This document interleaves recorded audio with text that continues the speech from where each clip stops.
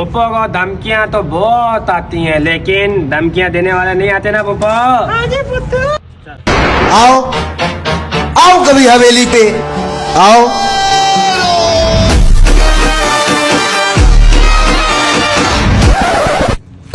पुप्पो लादा आगे हो, कौन?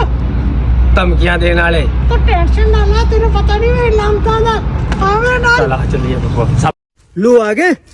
अरे पकड़ से, बड़े बदमाशी का स्टेटस लगा रहे।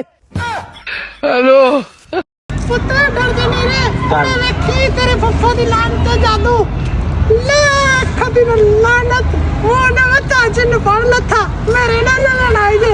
मेरे पुप्पो आगे धमकी देने वाले। पुप्पो उन्होंने तो कुछ भी नहीं होया, लगता काम जोर वा भजना पैना पानू। मेरी तबीयत सही हो पा चल पुप्पो तेरी मैं